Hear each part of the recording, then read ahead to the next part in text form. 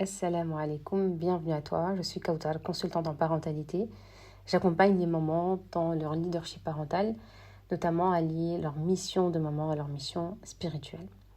Alors, cette semaine-là, elle a été tant attendue par moi, tant par moi que par vous, alhamdoulilah. Il faut savoir qu'il y a eu déjà une première version de cette semaine-là avec le cercle des mamans leaders. Le cercle des mamans leaders, c'est un accompagnement que tu peux rejoindre dès aujourd'hui, Inch'Allah, qui te permettrait d'aller au-delà de cette semaine-là, Inch'Allah, et qui va te permettre d'aller en profondeur, d'aller mieux comprendre certains mécanismes et surtout d'avoir un travail régulier sur toi. Donc ces mamans, elles ont fait ce travail-là sur elles, elles ont découvert les masques en avant-première. Et donc à partir de ce lundi, puisqu'on a rendez-vous tous les lundis soirs à 20h30, nous allons commencer à aller voir qu'est-ce que c'est venu chercher, comment on pourrait améliorer réellement notre quotidien avec cette nouvelle perception de ces masques-là, parce que maintenant les masques, elles le voient, elles les voient, elles sont conscientes et machallah, elles ont pris conscience de leur présence, mais aussi de comment ils se manifestent dans leur quotidien. Et donc on est en train d'échanger tout doucement et régulièrement dans le groupe dédié à ce cercle-là pour pouvoir aller beaucoup plus loin que ça. Mais toi, tu es encore dans l'introduction de tout ça et tu vas découvrir aujourd'hui le premier masque. Je vais commencer chaque podcast par une image pour que tu puisses voir comment ça se décline après en fonction de chacune d'entre nous, comment ça se décline dans son quotidien. Tu rentres dans une pièce et ton enfant est en train de faire quelque chose, ranger ses affaires, préparer son sac, faire ses devoirs. Alors tout ce que je vous dis aujourd'hui en rapport avec les enfants peut être calqué sur d'autres personnes, notamment sur le conjoint. Et donc, ton enfant fait ce que tu lui as demandé de faire ou ce qu'il lui est demandé de faire, mais pas comme toi tu le ferais. Pas dans le bon ordre, pas assez vite, pas assez bien. Et sans même t'en rendre compte, eh bien tu reprends, tu refais, tu réorganises, ou tu souffles, ou tu commentes. Et lui, il te regarde. Et avec ce regard qui dit, mais en fait, moi ça m'allait très bien, en fait, comment j'avais fait, ou peut-être que tu ne me fais pas confiance, ou peut-être que je ne le fais pas assez bien, mais est-ce que tu as déjà vu cette image-là ? Aujourd'hui, on va parler du premier masque, celui que beaucoup de mamans portent sans le savoir, mais aussi que beaucoup de mamans portent en étant vraiment conscientes. C'est-à-dire que le masque du contrôle, si on donne une image similaire au masque ou filtre qu'on peut porter quand on se prend en photo ou quand on se filme sur les réseaux, quand on s'habitue à ce filtre-là ou quand on s'habitue par exemple au maquillage, il est difficile pour nous de se montrer sans ce filtre-là. D'ailleurs, et on est consciente qu'on porte ce filtre-là. C'est-à-dire qu'il y a beaucoup de personnes à qui on peut dire « mais tu sais, t'es très bien sans ton filtre, tu devrais te montrer naturellement ». Et elles vont dire « oui, franchement, je sais, j'aimerais bien, mais j'arrive pas ». Je sais que je devrais me détacher de ce masque-là, ou de ce filtre-là, pardon, où je devrais réussir à sortir sans anti-cerne, ou sans maquillage, ou sans autre. Mais j'ai du mal parce que c'est une image de moi qui est difficile de retirer de ce que les autres voient en fait. Et donc on est consciente qu'on contrôle, parce que souvent les mamans qui contrôlent, elles disent je sais comme ça que je devrais lâcher prise sur ça, je sais que je devrais être moins regardante sur ça, je sais que. D'ailleurs il y a une maman, une fois elle m'a dit, c'était une maman qui aimait énormément l'ordre, qui avait du mal elle sentait que c'était trop en fait, c'était un excès. Et ce qui l'a rassurée, c'est qu'elle me disait mais ils sont bien contents de trouver du linge qui sent bon la lessive, de voir que leurs affaires sont organisées, sont ordonnées, et de rentrer dans les salles de bain et de les voir tout le temps propres. Et ils me le disent que ça leur fait plaisir. Mon mari me dit que ça leur fait plaisir, surtout quand on va ailleurs et que c'est pas comme chez nous. Du coup, il me dit ah, franchement, ça fait du bien de rentrer chez soi, tout est à sa place, etc., etc. Donc ça vient nourrir l'ego. Mais ce qui vient encore au-delà de ça, parce que ce qui est compliqué, c'est qu'après, ça on en parlera, c'est que je fais et personne ne voit, et ça, c'est un des masques qu'on va démasquer finalement. Mais cette même maman me disait, quand je lui ai dit tu devrais peut-être faire un travail sur toi, elle m'a dit mais si je fais un travail sur moi, Kautar, ça voudrait dire qu'il y aurait le désordre chez moi. Et ça me fait peur. J'ai pas envie en fait d'aller mieux et que du coup d'avoir réussi à faire un travail sur moi, d'avoir réussi à retirer ce masque, et qu'au final, chez moi, ça soit le désordre. C'est-à-dire qu'elle a associé, et on comprend bien que ce masque, il la représente, il l'identifie. Au point où elle était prête à repousser son bien-être et un travail sur soi, parce que pour elle, les conséquences seraient que chez elle, ça serait le désordre. Et déjà, ça montre que là, on a une mauvaise compréhension du travail sur soi, parce que au final, c'est l'intention qu'on met dans cet ordre-là, l'intention qu'on met dans ce ménage-là, l'intention qu'on met dans cette organisation-là, qui doit changer. Si je ne la lie pas à moi, si je ne suis pas liée, si mon humeur n'est pas liée à cet ordre-là, si mon humeur n'est pas liée si ma stabilité émotionnelle n'est pas liée à l'ordre qu'il y a chez moi, eh bien, une fois que je suis libérée de ça, parce que les masques, ce sont des chaînes, c'est pour ça qu'on les travaille aujourd'hui, ce sont des chaînes. Alors, en prendre conscience, c'est bien, mais c'est pour ça que dans le cercle, l'idée, c'est qu'on se détache de ces chaînes-là et qu'on se libère. Donc le masque, il me montre bien que je suis enchaînée par ce masque-là, parce que je dis que ça me fait du bien d'avoir de l'ordre, mais si je sais que ça commence à être lourd à porter, parce que cet ordre-là, au bout d'un moment, quand on porte une maison avec plusieurs enfants et qui commencent à grandir et qu'on voit qu'ils ne prennent pas d'initiative, etc., ça commence à être compliqué quand le mari ne prend pas d'initiative, quand les enfants ne prennent pas d'initiative et que moi je reste attachée à ce masque-là. J'aimerais m'en libérer, mais j'ai peur de ce que ça va donner. J'ai peur des conséquences en fait de cette libération. Et là, cette maman-là, pour donner l'image, elle en était à là. Alors que le cheminement réel, c'est de se dire non, c'est quand je vais aller mieux, quand je vais me libérer, l'ordre sera toujours là. Mais ma stabilité émotionnelle, mon bien-être ne dépendra pas d'un ménage. Si je vois un évier qui est encore plein, qui est dans le désordre, je vais aller le ranger, je vais aller le nettoyer, mais ça ne doit pas être si vous voulez, un lien qui est vraiment émotionnel où j'en peux plus, je suis hors de moi parce que c'est vraiment lié à ça. Donc, la voix intérieure qui dit « si je ne contrôle pas, tout s'écroule », cette voix-là, elle n'a pas tort de vouloir le bien, mais elle ment sur le moyen d'y arriver parce que derrière le besoin de tout contrôler, il y a presque toujours une peur. Là, vous voyez, on a exprimé une de ces peurs-là. La peur que sans toi, rien ne tienne. La peur de l'échec, la peur de la honte, la peur du regard des autres. Ou parfois quelque chose de beaucoup plus ancien encore, une enfance où les choses ont dérapé parce que personne ne tenait le cadre. Et il y a un verset qui me revient souvent quand je pense à ce masque-là, où Allah subhanahu wa ta'ala dit dans Surat Al-Imran « فَإِذَا عَزَمْتَ فَتَوَكَّلْ عَلَى اللَّهِ » Lorsque tu as pris une décision, place ta confiance en Allah Azza wa Jal. Ce verset, il ne dit pas abandonne tout, il ne dit pas ne planifie plus, il ne dit pas ne décide plus, il dit décide puis confie. Donc il y a une action de ta part et il y a une remise à Allah Azza wa Jal, et les deux ensemble, pas l'un sans l'autre. Le masque du contrôle, lui, ne connaît que la première partie. Il décide, il planifie, il surveille, il rectifie, mais il ne confie jamais.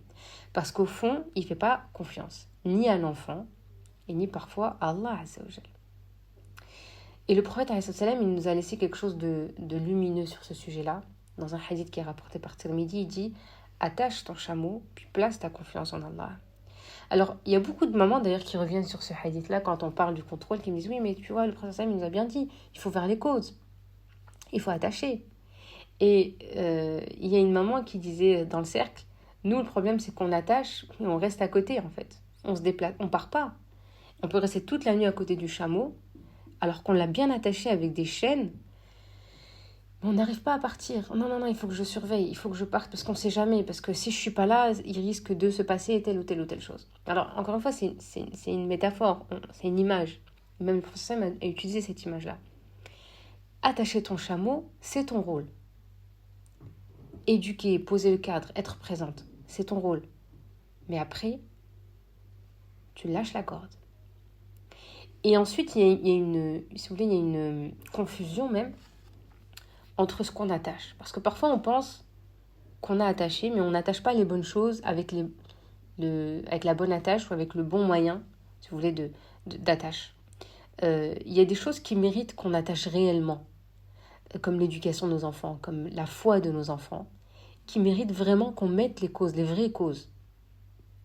Qu'on mette une corde, qu'on mette des chaînes en fer, pour que nos enfants s'attachent à leur foi. C'est-à-dire les causes que je vais mettre, elles doivent être importantes. Que ce soit par rapport à moi, les causes que je fais régulièrement pour mieux comprendre mon fonctionnement, mieux comprendre ma religion, mieux comprendre le Coran, mieux comprendre la sunna du prophète, mieux comprendre mes enfants, mieux comprendre mon mari, c'est de ma responsabilité. Et chacun a sa responsabilité, mais la mienne, elle est aussi là. Avant de me préoccuper de la responsabilité des autres, je dois m'occuper de la mienne. Et aujourd'hui, ce qu'on observe, c'est qu'on met beaucoup de moyens pour... Ouais, mais tu sais, il faut pas prendre de risques, il faut anticiper, il faut être prévoyant, il faut épargner. La vie, c'est pas si simple que ça. Il faut garantir un avenir pour nos enfants, leurs études, le permis, etc. Et donc, on met des vraies chaînes pour ces choses-là, qui sont importantes, mais qui ne sont pas plus importantes que ça. Parce que Allah subhanahu wa ta'ala nous dit « La nas'aluka rizqa, nahnu narzuquk » C'est nous qui te donnons ton risque. Et tu ne seras pas interrogé sur ton risque. C'est moi qui te donne ton risque. Par contre, tu seras interrogé sur l'éducation de tes enfants, sur la foi de tes enfants, sur la prière de tes enfants, sur ta prière avant tout, sur ta pratique religieuse, sur ta connaissance, sur les efforts que tu as fait pour améliorer ton quotidien avec ton mari, dans tes prières, de la compréhension de ta religion, de la langue arabe, du Coran, etc.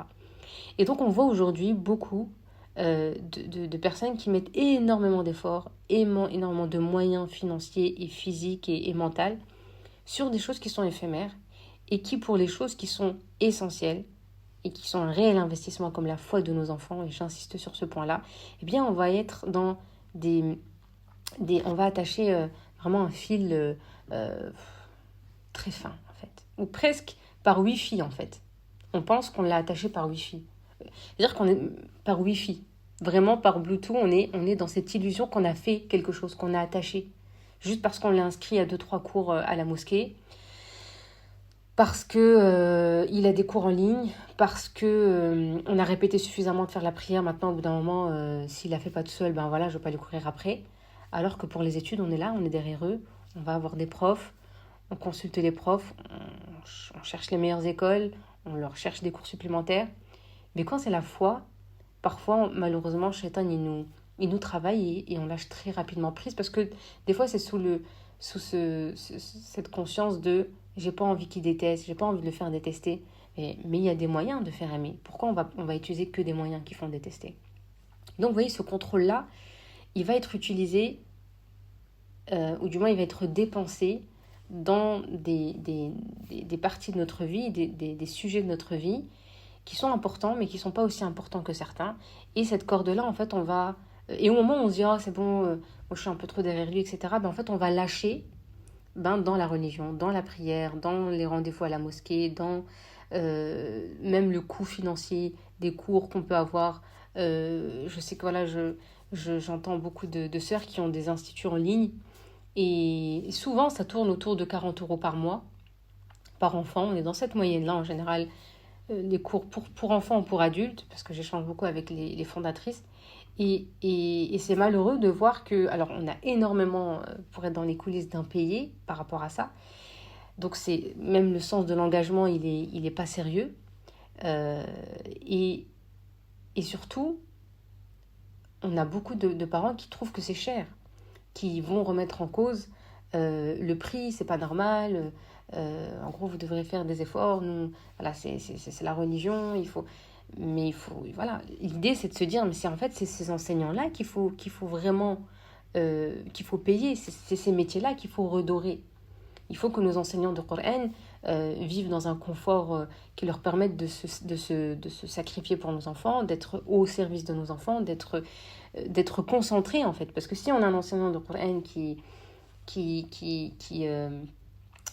a des soucis financiers, voilà, il sera sous pression et il ne donnera pas le meilleur de lui-même non plus, parce que c'est un être humain qui a une famille, qui a des gens à nourrir, etc. Donc, voilà, je peux avoir l'impression que je m'éloigne, mais vraiment, c'est pour vous dire que le contrôle, des fois, on va venir se dire, non, moi, franchement, j'ai lâché prise sur ça, parce que je me suis dit, voilà, je suis trop derrière eux. Et souvent, ce lâcher prise, malheureusement, il est souvent sur la foi de nos enfants. Et l'école, on ne va pas réussir à lâcher prise. Alors, je ne demande pas de lâcher prise, bien évidemment, sur l'école. C'est un équilibre. Mais ce qui est important, c'est de se dire, ok, est-ce que j'ai un masque? Et à quel moment je décide de le retirer quand ça m'arrange? Et à quel moment je n'arrive pas à le retirer, alors qu'à ce moment-là, il faut le retirer. Donc, c'est ce qu'on appelle le tawakkul, c'est le fait de lâcher, ce qu'Allah le prophète ça nous a appris. Il y a la confiance active, pas la passivité, et il y a la confiance qui agit, puis qui remet. Et c'est ça que nous on veut. C'est-à-dire que c'est pas en inscrivant nos enfants dans des cours, en allant à la mosquée tous les soirs qu'on garantit un cheminement dans le bon chemin. Mais en tout cas, on essaye, parce que dans tous les cas, c'est Allah Azza wa Jal qui guide. Donc, l'idée, c'est de se dire que la maman qui contrôle tout, elle attache son chameau et elle reste debout toute la nuit à surveiller qu'il ne parte pas. Donc, je veux qu'on regarde honnêtement ce que ce masque coûte. Pas pour se flageller, attention, mais pour voir. Écoute à ton enfant d'abord. Un enfant qu'on contrôle trop, il apprend qu'il n'est pas capable. Parce qu'on lui dit, pas forcément, mais en tout cas, parfois parce qu'on lui dit, mais aussi surtout parce qu'on lui montre. Et d'ailleurs, c'est vraiment la même chose avec le conjoint très souvent. Chaque fois qu'on reprend ce qu'il fait, chaque fois qu'on refait à sa place, on lui envoie un message silencieux, tu sais pas, moi je sais mieux faire. Et ce message, il s'installe. Croyez-moi, c'est quelque chose que je vois énormément dans les accompagnements. Dans sa confiance en lui, dans son rapport à l'effort, dans sa relation avec toi, ça coûte aussi à toi, bien évidemment, parce qu'on est là aujourd'hui pour toi. La maman qui contrôle, tout est épuisé. Parce qu'elle porte ce qu'elle n'est pas censée porter seule, et elle s'est mise à la place d'Allah Azza wa Jal sans s'en rendre compte. Et c'est lourd, c'est infiniment lourd. Alors, qu'est-ce qu'on fait avec ce masque? On ne l'arrache pas, on le retire tout doucement et on commence par le voir. La prochaine fois que tu sens cette impulsion, reprendre, refaire, surveiller, commenter, arrête-toi juste une seconde, et demande-toi, qu'est-ce que je protège là vraiment? Mon enfant ou ma peur? Et si c'est ta peur, alors c'est à ta peur qu'il faut parler, pas à ton enfant. Il y a une invocation que j'aime beaucoup pour ces moments-là. Le prophète sallam nous a dit Allahumma inni a'udhu bika min al-hammi wal hazan. Ya Allah, je recherche refuge en toi contre l'inquiétude et la tristesse. L'inquiétude, c'est exactement ce qui nourrit ce masque. Et le refuge, c'est exactement ce que ce masque empêche de trouver. Un refuge auprès d'Allah Azza wa Jal. Parce qu'on dira, je compte sur personne, je peux compter sur personne. Mais en fait, si.